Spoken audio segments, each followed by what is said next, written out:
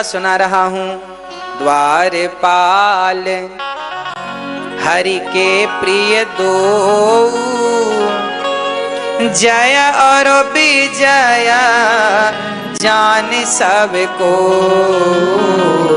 विप्र श्राप ते दूनों भाई, तामस असुर देह तीन पाई। विजयी समर वीर विख्याता, धरि बराह बपू एक निपाता। सुनो, एक बार संत लोग भगवान नारायण का दर्शन करने गए सनकादि।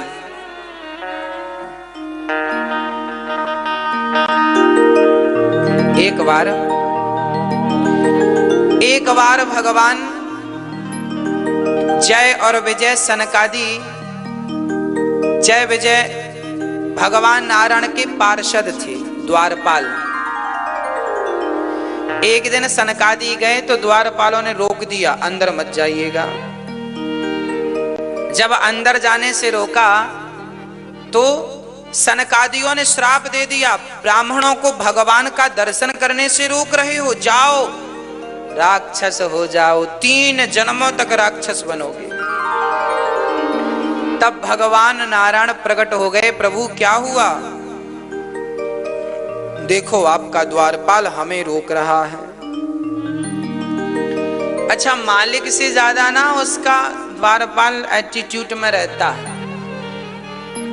ये आज की बात नहीं है, पहले की बातें हैं।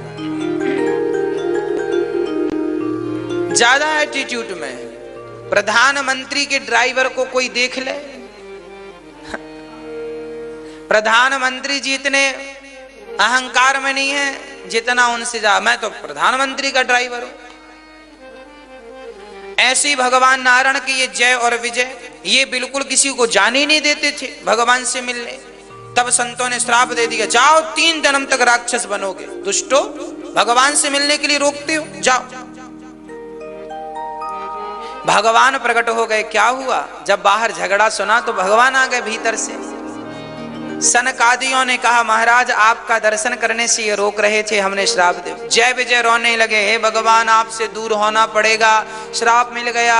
भगवान बोले, चिंता ना करो, यदि हमारे कारण तुम्हें श्राप मिला है, भाई तुम द्वारपाल तो हमारे ही हो, तो जाओ तुम 3 बार अवतार लोगे, हम 4 बार अवतार लेंगे तुम्हें मारने के लिए, तुम्हें सदगति दिलाने के लिए। वही जय और विजय एक जन्म में हिरण्याक्ष हिरण्यकश्यपु बने, दूसरे जन्म में रावण कुंभकर्ण बने, तीसरे जन्म में शिशुपाल दंतवक्र बने। रावण को राम जी ने मारा, हिरण्याक्ष को बाराह भगवान ने मारा, हिरण्यकश्यपु को नरसिंह भगवान ने मारा। रावण कुंभकर्ण को राम ने और शिशुपाल दंतवक्र को भगवान कृष्ण ने। तो एक बार श्राप लगा तो भगवान राम उस रावण को मारने के लिए, जो उनका द्वारपाल था, उनके लिए भगवान को राम बन के आना पड़ा। एक कारण तो राम के अवतार का ये है। दूसरा अवतार सुनो, दूसरा अवतार है कश्यप अदिति। एक बार कश्यप और अदिति ने तपस्या करके कहा कि प्रभु आप हमारे गर्भ से, अदिति ने कहा जन्म लो, तो वह दशरथ कौशल्या बने। तो उनके वरदान को पुष्ट करने के लिए भगवान राम ने अवतार लिया। तीसरी बार,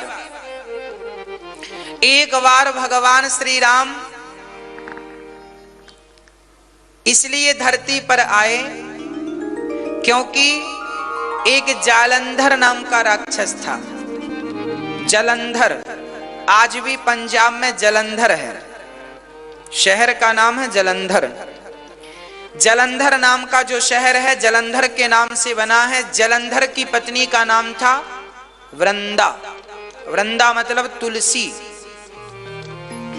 तो जलंधर से शंकर जी ने युद्ध किया, पर ये मरता ही नहीं है ना। अब मरता ही नहीं, मरता ही नहीं।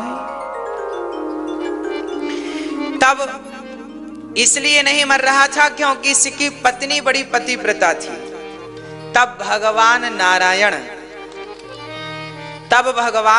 नारायण जलंधर का रूप बना करके और वृंदा के पास गए। वृंदा का वो दिया लेकर खड़ी थी, दिया बुझे तो पति मरे पर दिया बुझता ही नहीं, उसके पातिव्रत धर्म से वो जल रहा था।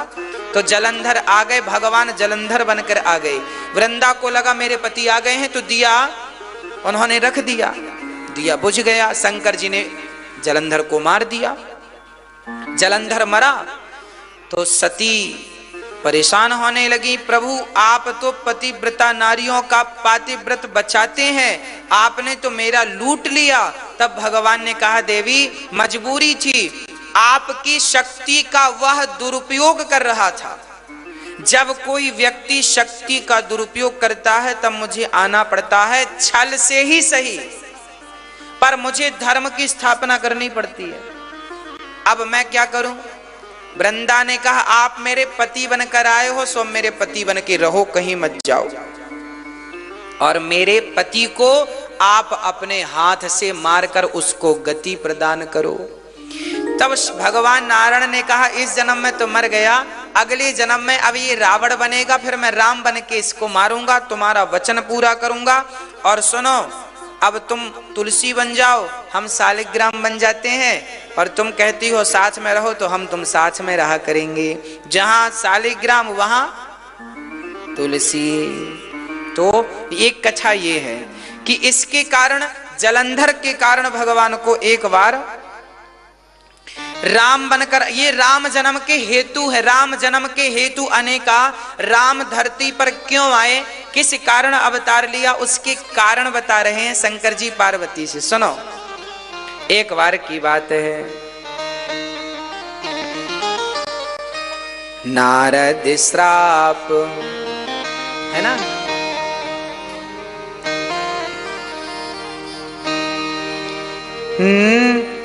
नारद श्राप दीन है एक बारा, कल्प एक ते ही लगी अवतारा। गिरिजा चकित भई सुनी बानी, नारद विष्णु भगत पुनि ज्ञानी। कारण कवन श्राप मुनि दीन्हा,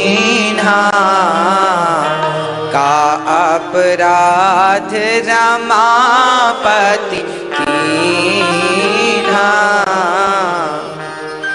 पार्वती नारद जी की चेली हैं, शिष्या। शंकर जी ने कहा सुनो पार्वती, एक बार तुम्हारे गुरु जी ने भगवान को श्राप दे दिया था, जिसके कारण भगवान को धरती पर आना पड़ा। पार्वती को आश्चर्य लगा, हे भगवान हमारे गुरु जी ने, हमारे गुरु नारद जी तो भगवान के बहुत बड़े भक्त हैं। भगवान शंकर कहते हैं, पार्वती ने कहा अच्छा नारद जी किसके भक्त हैं? नारायण के। एक बार नारद जी ने नारायण भगवान को श्राप दे दिया था। आपको पता है श्राप क्यों दिया? अच्छा, नारद जैसे भक्त अपने भगवान को भला श्राप क्यों देंगे? और श्राप नहीं दिया। नारद जी बोले मेरा बस चलता तो मैं आपको मार डालता या मैं मर जाता। अब पार्वती जी घबराई, हे भगवान का अपराध रमापति कीना। पार्वती जी कह रही है कौन सा अपराध कर दिया भगवान विष्णु ने जिसके कारण मेरे गुरुजी को गुस्सा आ गया। देखिए पार्वती की गुरु भक्ति, वो अपने गुरुजी को दोषी नहीं ठहराती। वो कहती हैं दोषी तो नारायण ही होंगे, क्योंकि हमारे गुरुजी को गुस्सा। ये होता है विश्वास अपने गुरुओं पर। पार्वती जी ने कहा हमारे गुरुजी को गुस्सा नहीं आ सकता। जरूर भगवान नारायण ने कोई चाल चली होगी। क्या चाल करी। तब कहा सुनो, तब शंकर जी ने यहां एक बात बढ़िया लिखी है आपके और मेरे लिए। क्या लिखा है सुनो। शंकर जी कहते हैं, बोले बेहसी महेश तब ज्ञानी मूढ़ न कोय, जेहि जस रघुपति करहि सो तस तेहि छन होय। ये बात आपको याद रखनी है। ये रामचरितमानस के बालकांड का दोहा नंबर 124 है, 124। इस दोहे को याद करिएगा, ये आपके काम का है। क्या लिखा है सुनो। शंकर जी कहते हैं पार्वती सुनो, बोले बेहसी महेश तब ज्ञानी मूढ़ न कोई। ना कोई ज्ञानी है और ना कोई मूर्ख है। बोले भगवान जिसको जैसा जब बनाना चाहते हैं वो वैसा तब बन जाता है। भगवान मुझे ज्ञानी बनाएंगे तो मैं ज्ञानी बन जाऊंगा, और मूर्ख बनाएंगे तो अभी मेरी जबान फिसल जाएगी, कुछ का कुछ मुंह से निकल जाएगा और लो आलोचनाएं चालू हो जाएंगी। कई बार आप कहते हैं, कई बार ना हमारे ही मुंह से कुछ का कुछ निकल जाता है। बहुत बोलते हैं ना तो शब्द कभी फिसल जाता है। उस बात को लेके लोग फिर कहते महाराज जी आपने ऐसा बोल दिया, आपने ऐसा। अरे भाई वो हमने नहीं बोला, वो तो भगवान जिसको जिस क्षण जैसा करते हैं, जैसा बुलवाते हैं बोलते जाते हैं। शंख कोई अपने मर्जी से थोड़ी बजता है, बजाने वाला बजाए तो शंख बजे। हम तो शंख हैं, भगवान बजाएंगे तो बजेंगे, नहीं बजाएंगे तो धरे रहेंगे। हम तो शंख हैं, तो हम अपनी मर्जी से ये ना है कि हम ज्ञानी हैं। भगवान कृपा करेंगे तो ज्ञानी बन जाओगे, कृपा नहीं करेंगे तो मूर्ख के मूर्ख हैं। इसलिए चोर यदि चोरी करता है तो भगवान ने उसकी मति ऐसी बना दी जिसके कारण चोरी करता करता करता कभी पकड़ा जाएगा, फिर जेल की सलाखों के पीछे जाएगा। यही इसके पाप का फल है। इसलिए भगवान की शरण में रहो हे नाथ। जैसे ही बुद्धि आप बना, कई लोग कहते हैं हमारे व्यापार में बड़ा फायदा हुआ, सफल व्यापार रहा। इसका अर्थ है कि भगवान बुद्धि देते गए, काम होता गया। ज्ञानी मूढ़ ना कोई। भगवान से प्रार्थना करो कि प्रभु आप अच्छी बुद्धि देना, सद्बुद्धि देना तो सब बढ़िया है, नहीं तो भगवान कभी चाबी यहां घुमाते हैं तो कभी चाबी यहां घुमा देते हैं। हाँ जी। अच्छा, नारद जी, एक बार क्या हुआ, नारद जी भ्रमण कर रहे थे, बड़े प्रेम से भ्रमण कर रहे थे। तभी नारद जी को हिमालय के तट पर गंगा के किनारे एक बढ़िया सा स्थान दिखा। नारद जी बोली यहां बैठ के भगवान का भजन करें। तो नारद जी वहां बैठ के भगवान का चिंतन करने लगे। जब नारद जी चिंतन में डूबे तो परिणाम यह हुआ कि इंद्र घबरा गए।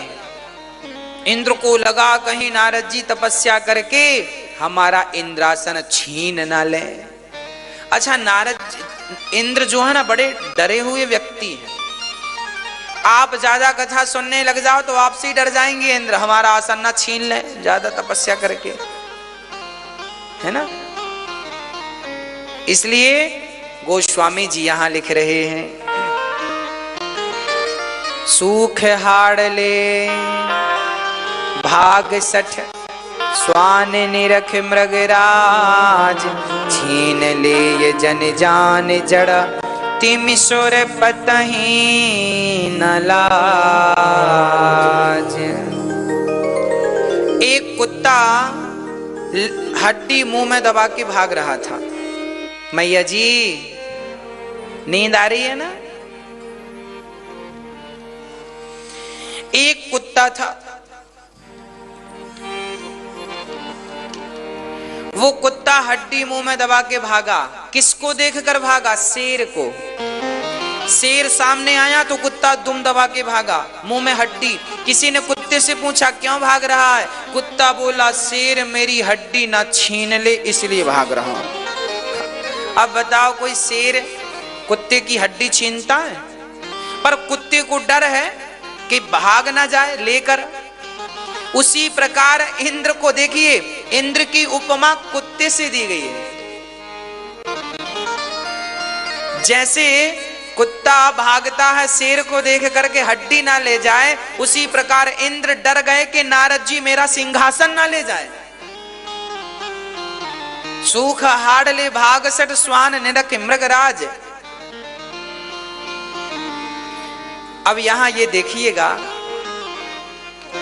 कि कुत्ता हड्डी चबाता है ना, उसे लगता है कि इस हड्डी से रस निकल रहा, उसका चबाते चबाते मसूड़े छिल जाते हैं तो उसे कुत्ते को लगता है इससे खून निकल रहा, खून लगता है उसमें, वो चाट लेता है, उसे लगता है इससे निकल रहा। हड्डी से खून नहीं निकलता, निकलता उसी के मुंह से है, पर उसे लगता है इससे नहीं। ये बेवकूफ है ना पूरा, इसलिए तो कुत्ता कहते हैं, है ना। उसी तरह हालत हमारी है। हम लोगों को भी लगता है संसार में बड़ा सुख है, बड़ा सुख है, भोगों में बड़ा सुख है। अरे भैया, एक शराबी बोला महाराज जी शराब में बड़ा सुख है। हमने कहा कब से पी रहे हो? बोले 40 वर्ष हो गए। हमने कहा भैया इन 40 वर्षों में 40 साल पहले आपके शरीर में जितनी ताकत थी क्या अब बची? बोले नहीं। हमने कहा 40 सालों में आपके अंदर जितनी ताकत थी शराब ने आपकी सारी ताकत छीन ली कि नहीं? और शराब में जितनी ताकत 40 साल पहले थी उसमें ताकत उतनी आज भी है। शराब में परिवर्तन नहीं हुआ, शराब को पीने वाले में परिवर्तन हो गया। शराब का कुछ नहीं बिगड़ा, शराब को पीने वाले बिगड़ गए। कितनी पीढ़ियां बिगड़ गईं, शराब का क्या बिगड़ा? शराब को पीने वाले बिगड़ते गए।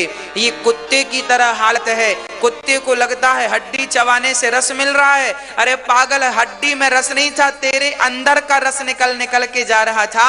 उसी प्रकार आनंद शराब में नहीं है, तेरा अपना ही आनंद निकल रहा है। और वो तेरा आनंद निकलता निकलता सब निकल जाएगा तो गन्ने से जैसे रस निकालने के बाद छिलके की हालत कैसे होती है,